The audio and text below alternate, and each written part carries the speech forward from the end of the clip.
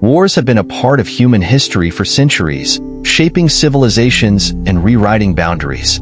Yet, amidst the chaos, destruction, and sorrow they bring, one profound question persists. How can we stop a war? The answer lies not in weapons, strategies, or dominance, but in a virtue far deeper and transformative: forgiveness.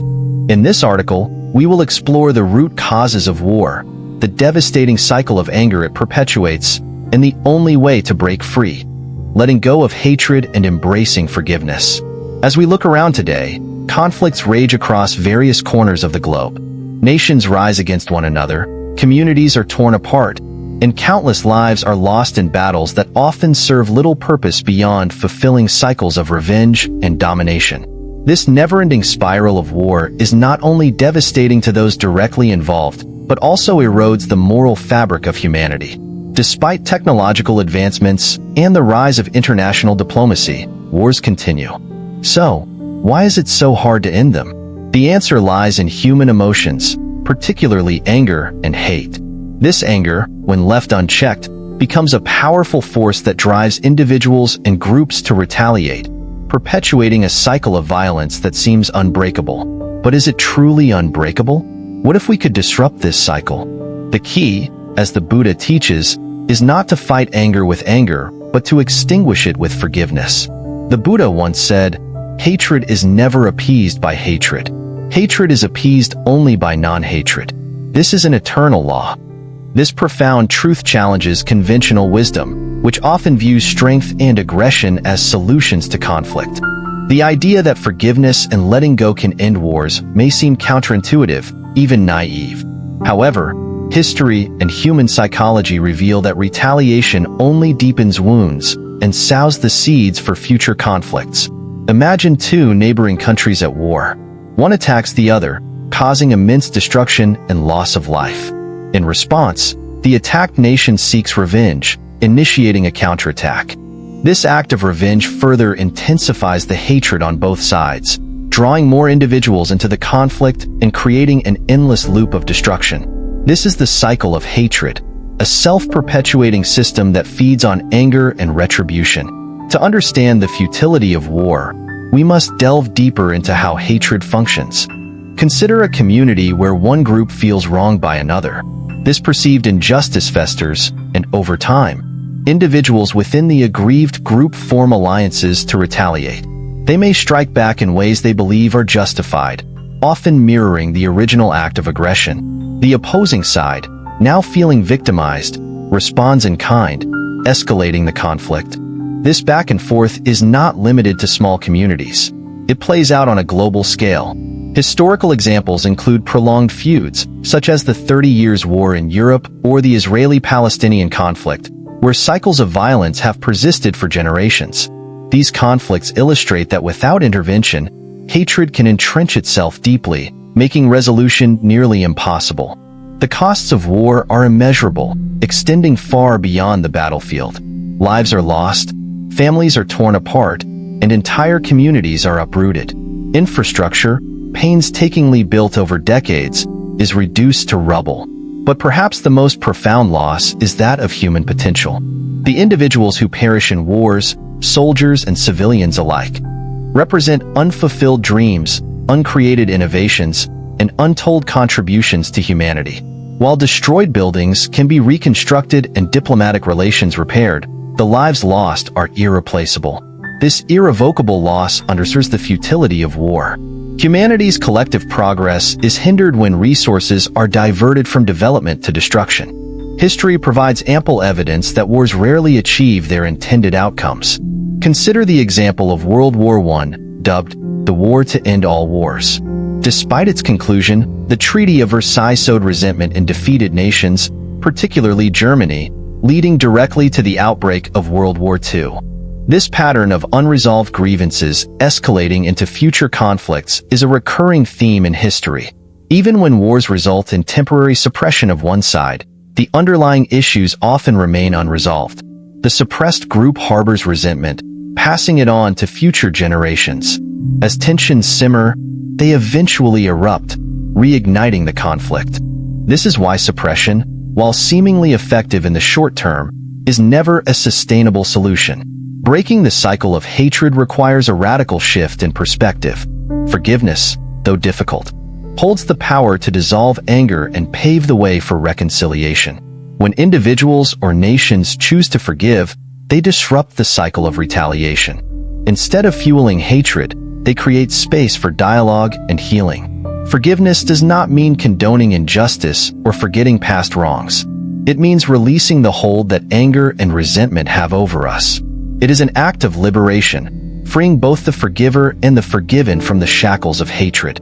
Take, for example, South Africa's Truth and Reconciliation Commission. After decades of apartheid, this initiative brought victims and perpetrators together to share their experiences and seek mutual understanding. While far from perfect, it demonstrated the power of forgiveness in transforming a nation scarred by deep divisions. Forgiving is easier said than done, especially in the context of war. However, it is possible with conscious effort. Here are some steps individuals and nations can take.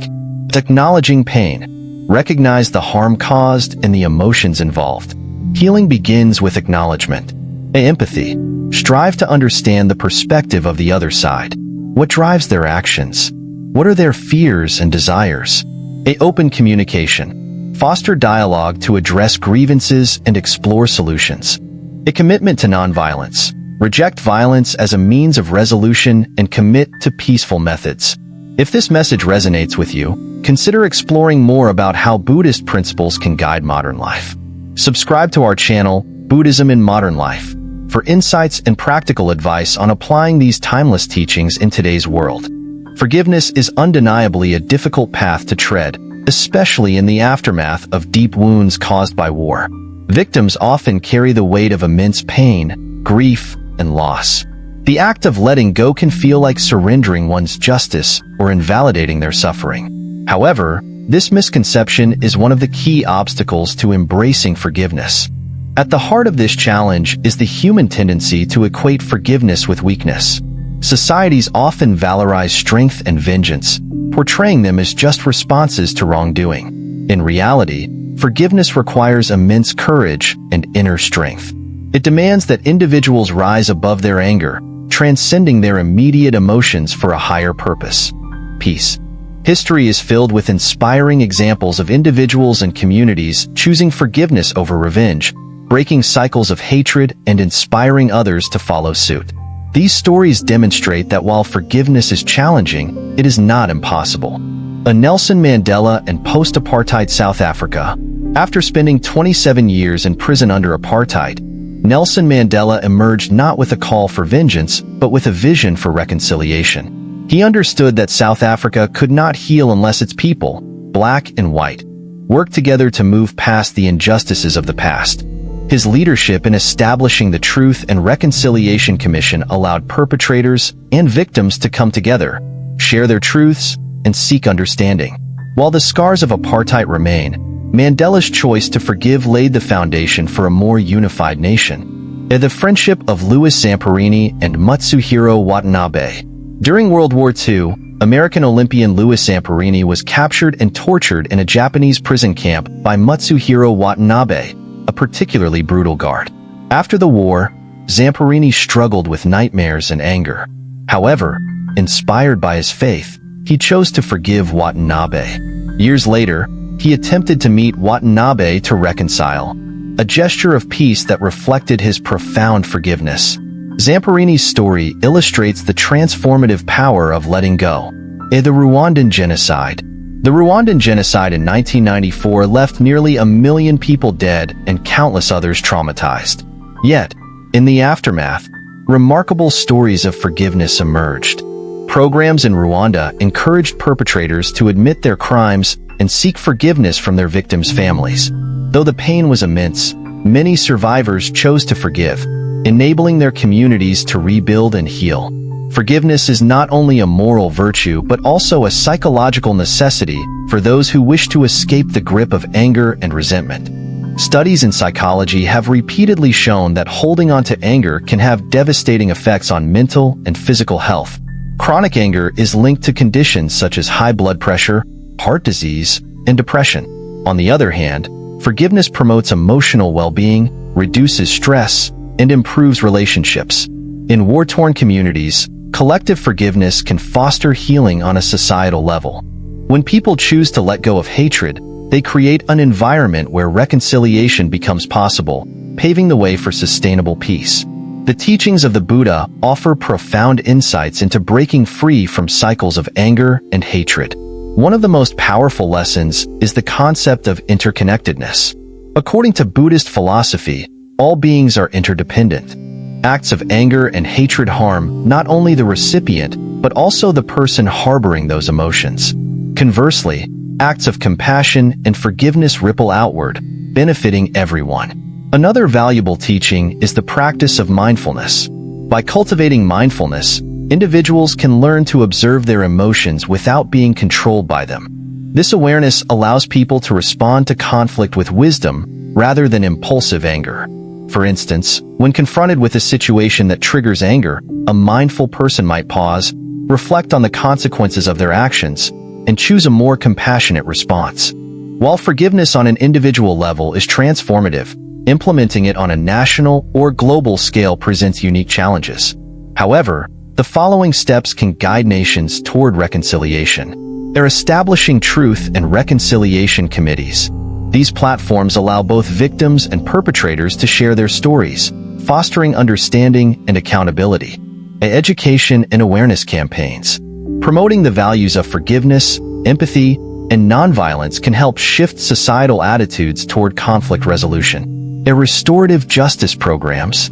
These initiatives focus on repairing harm rather than punishing offenders, encouraging dialogue and mutual understanding. International cooperation. Nations can collaborate to mediate conflicts and support post-war reconciliation efforts. While governments and institutions play a significant role in ending wars, the responsibility also lies with individuals. Every person has the power to contribute to peace in their own way. This might involve forgiving a personal grievance, supporting organizations that promote peace, or educating others about the importance of compassion. For example, a teacher might introduce students to stories of forgiveness, inspiring the next generation to approach conflicts with empathy. A community leader might organize dialogues between opposing groups, fostering understanding. These small actions, when multiplied across societies, can create a culture of peace. Stopping a war is not a quick or easy process. It requires patience, dedication, and an unwavering commitment to nonviolence. There will be setbacks along the way, as old wounds are reopened and grievances resurface. However, the journey toward peace is worth the effort. Each step toward forgiveness brings humanity closer to a world free from the cycle of hatred and revenge.